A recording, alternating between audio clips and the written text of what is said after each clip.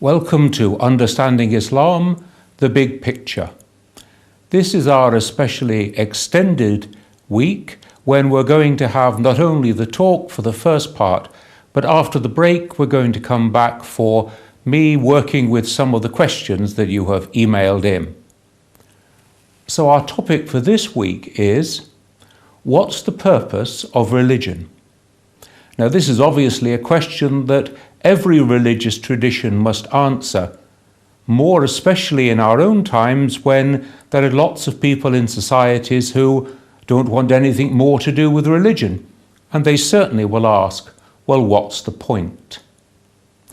So we can begin by answering that question from an Islamic perspective by saying that Islam is a complete way of life that leads human beings to a fully human life during this life and to grow ever closer to God in paradise. So this then is the purpose of Islam. To live a fully human life. There is nothing in Islam that is anti-body, that wants us to torture ourselves. Indeed, the excesses of asceticism are not permitted in Islam. Islam is a way of discipline and not of torturing oneself. It's also a way in which we should thrive and flourish as human beings. And so to be happy, to live a fulfilled life, is an important part of the Islamic way. But that doesn't mean that the whole of life is going to be a bed of roses. It doesn't mean that everything is going to go smoothly and sweetly just because people believe in God and follow the guidance. Indeed, this life is a test. It is a test to see how we will react when things go wrong. And one of the principal virtues of Islam is sabr, patience. Things must be patiently borne. Some things cannot be changed. And so this life as a test is a test of our patience, of our discipline, of our commitment. But the Qur'an tells us that God will not allow human beings to be tested or tried beyond their means to endure. So it must always be a life lived in the knowledge of hope and trust in God. One of the things about being human is that we are stuck in time.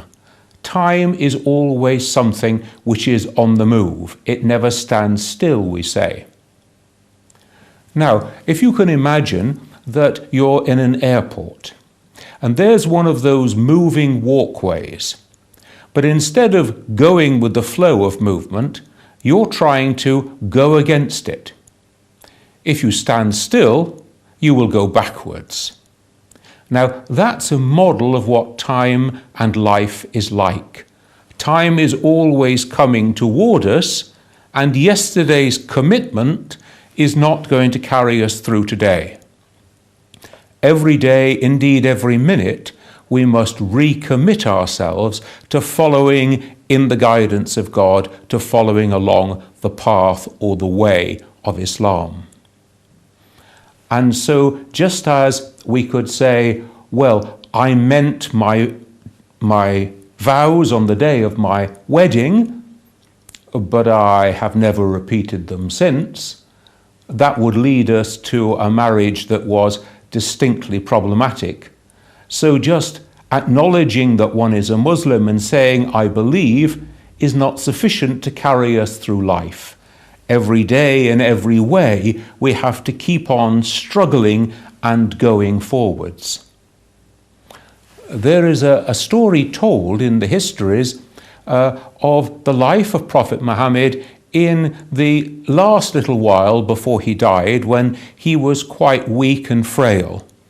And he was on his way into the mosque for prayers and was being helped along by a couple of men of the community. And somebody came to him and said, "Oh, Prophet of God, surely, look at the state of you, you could miss the prayers." And his response was, "No, me too. And to your very last breath, keep on obeying the commandments of God, keep on observing the prohibitions of God.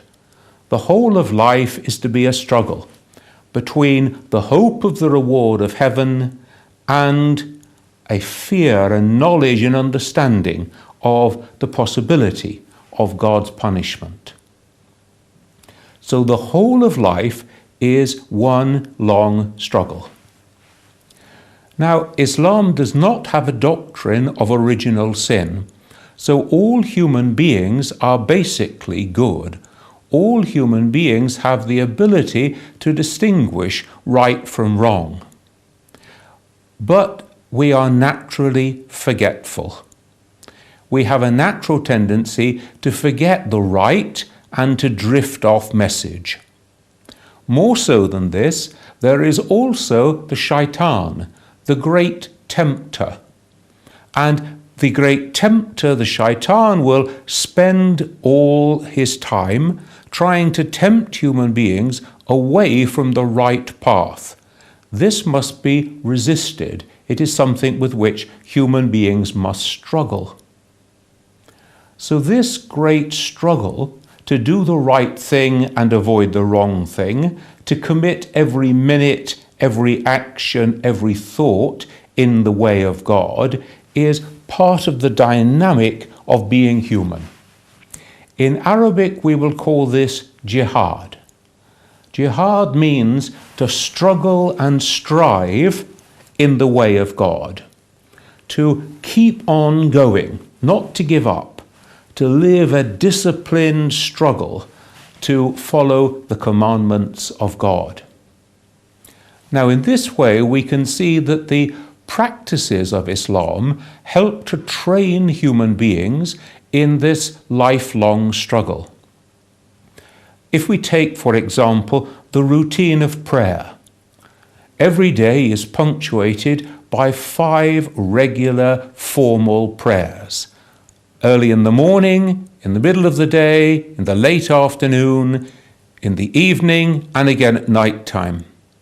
You can see this is the natural rhythm of the day, and never more than a few hours goes by before one is brought back to stand again before God, to confess one's sins to God, to seek God's mercy and forgiveness, to hear again the guidance of God in the Qur'an, and then finally to prostrate and lay the whole of one's being before God and acknowledge God as the only being worthy of worship. Or we can think of the discipline of fasting, when for the whole of the month of Ramadan, 29 or 30 days, Muslims are required to keep a complete daylight fast. This is to teach self-discipline, to give one the strength to resist those temptations. It's to teach us that all our habits can be broken if God so wills, to teach us a dependence upon God. Now, we can see these practices of Islam as being part of this lifelong ongoing jihad. In the same way, we can think of the practical giving of what we have to be used in the way of God, sadaqah. We can translate sadaqah as bearing one another's burdens. We have a wonderful example of Prophet Muhammad who goes to bed at night with empty pockets. Whatever has been given to him during the day, he has given away by the end of the day. And this attitude of using the things that we have for the well-being of humanity in accordance to the guidance of God permeates the life of a Muslim. So we have, for example, big floods down in Cornwall a few years ago. A Muslim group responded by saying, this is our opportunity to show the people of Cornwall what Islam is really about. There aren't many Muslims who live there, And so they got a lorry, they filled it with all the bottled water that they could find, and then they went down the motorway to distribute that water amongst those who had no clean water to drink because of the flooding.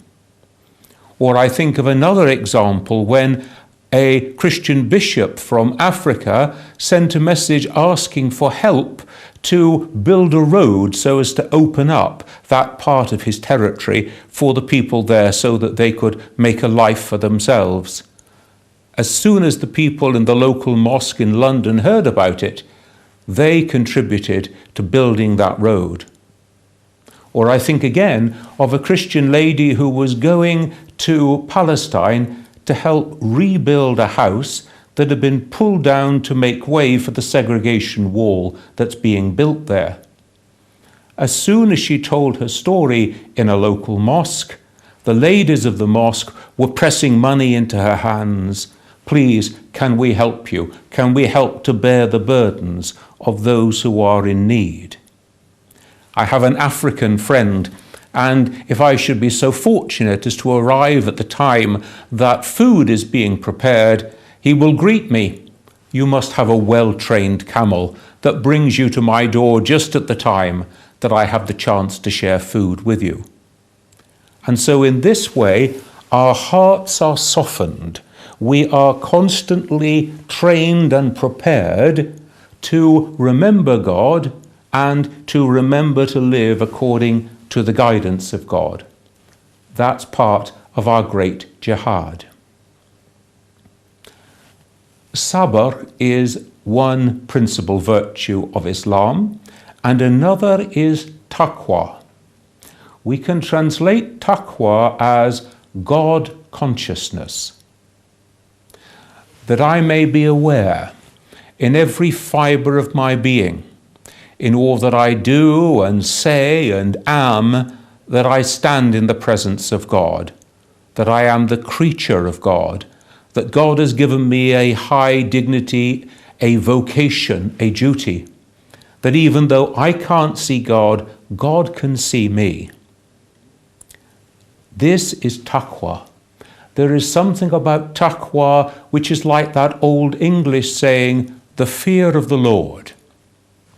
Know before whom you stand.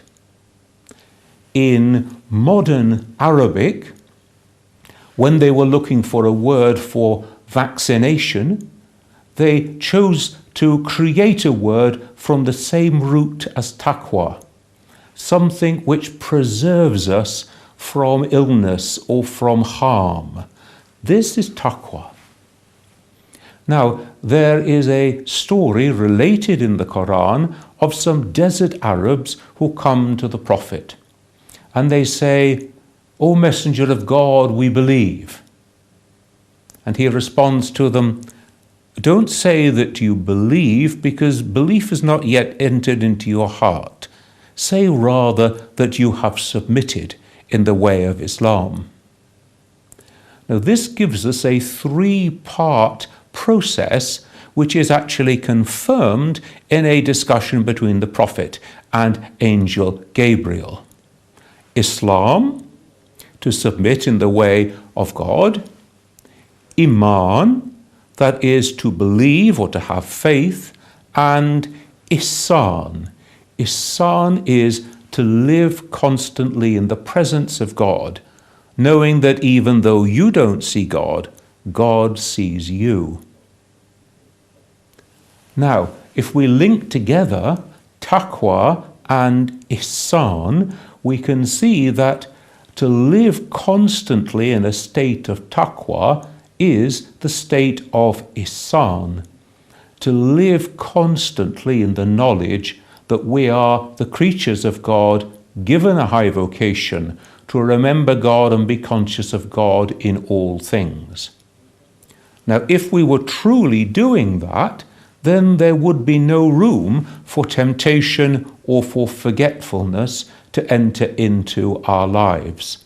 Therefore, we would be doing a good act all the time. We can say that living constantly in the state of ihsan is the way of the waliullah, the friends of God, those who are so drawn close to God, so in love with God, that every one of their actions is filled with taqwa, is filled with God consciousness. And this is the closest that any human being can come in this life to the life of paradise. Because in the life of paradise, we will live constantly in this awareness of the presence of God. We have a beautiful model, the Qur'an tells us. We have a beautiful model for human beings to follow in the person of Prophet Muhammad. We have, in another verse, he is described as a lamp for our steps. And so by looking at his life, by looking at what he says, what he teaches, what he does, one has a beautiful model for a life lived in the state of taqwa, in the state of ihsan. One of the wives of the Prophet describes him as being a living Qur'an. If you have read the Qur'an, you see the character of the Prophet. If you see the character of the Prophet, it is as though you have been reading the Qur'an. And therefore, modeling one's life on him is a principal part of building taqwa in the life of a Muslim. So many examples spring to mind. We have the example of when the Prophet is sitting with his companions and suddenly he stands up. And they say, "What's happening?" And the Prophet points out a funeral procession is going by. And they say, "But that's the funeral of a Jew." And he says, "Yes, I know, stand up, show respect for the one who has died, to respect the humanity of every human being." We have lovely examples of the Prophet mending his own clothes, mending his own sandals. One of his wives tells us that she always knew which was his plate when it came back from the meal, because he would have wiped it so clean that she hardly needed to wash it. So we find in the Prophet a beautiful model, a model of humility. He goes into the mosque, to the assembly, people are seated, are talking. Wherever he goes into an assembly, he just sits down wherever there is a spare place. There's no place reserved for him. There is no golden throne, as it were, a sign of humility. In the same way, we see him being fearless in challenging the ways of the Arabs of his time in ways that are contrary to the traditions and teaching of God. So we know of the case when a young woman comes to him with two men and says, "My father married me to this man without my consent." And the Prophet turned to the father and he said, "Is that true?" And the father said, "Yes, of course it's true. That's what we always do. That's the tradition of our people." And the Prophet responded, "Not anymore, it's not.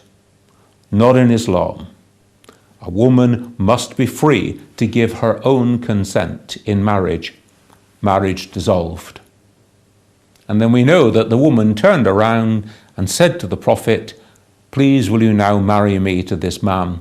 Because now it's my decision and not his."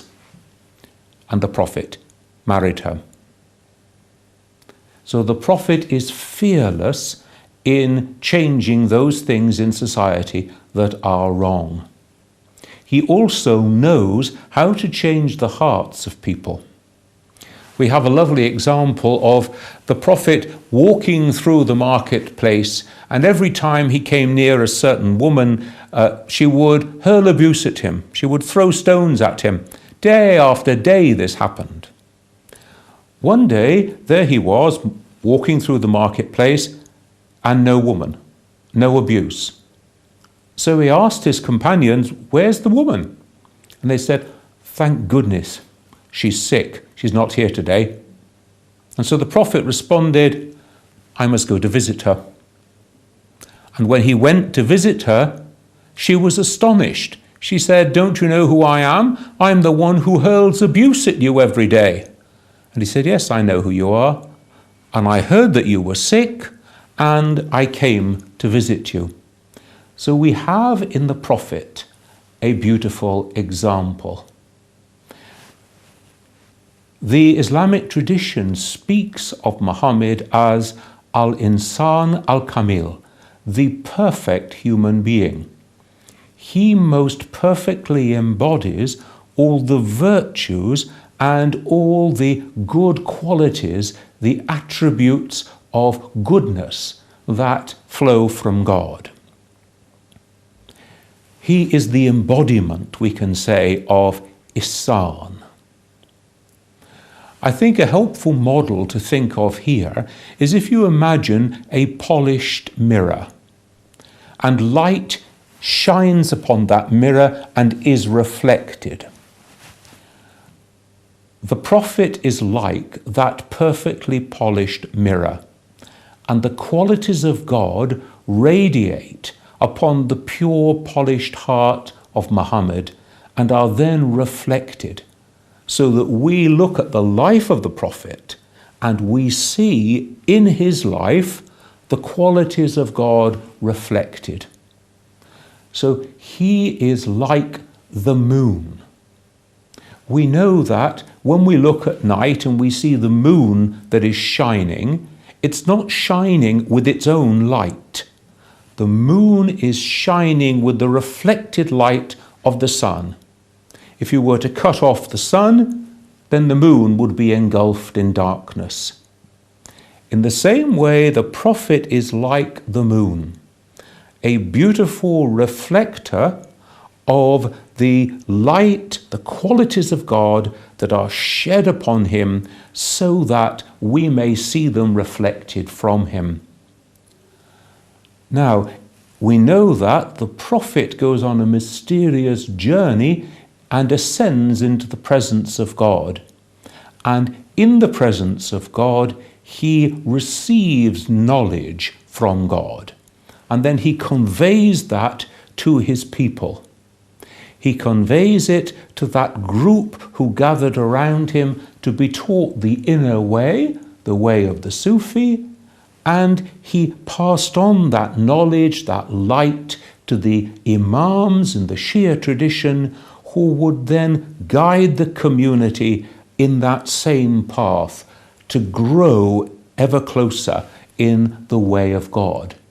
So we can say that we are growing not just in taqwa, we are growing in our own mihraj, in our own ascension into the presence of God, which we will fully realize in the life hereafter.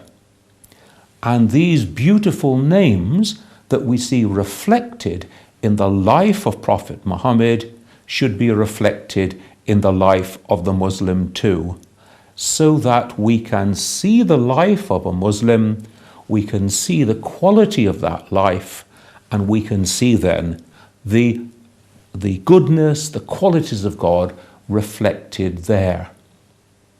And just as with the Prophet, the inner knowledge is reflected in the outer works. And so we bear the fruits of our faith and our knowledge of God. In our next two series, we're going to be looking at the practical aspects of Islam, and we will see there the way in which they build this spirit of taqwa. Join me again after the break when we're going to do questions and answers, and I'll be responding to some of your questions. Can I remind you that you're very welcome to send in questions by email for the next question and answer session, and you're also very welcome to download an article to go with this talk and each talk from my own website. Can I finally just say that next week we're going to be looking at the Arabian Peninsula in the 7th century. to be looking at the way of life of the Arabs before the time of Islam, to be looking at the political forces that were around at that time, and to be looking at the religious makeup, not just of the Arabian Peninsula itself, but of the surrounding territories too. So please join me after the break for question and answers. Join me next week when we are going to be looking at the 7th century and the Arabian Peninsula. And then we have just 2 more weeks to go before we take a break for Ramadan. And in those 2 weeks, we're going to be looking at what happened after the death of the Prophet from both Sunni and Shia perspectives.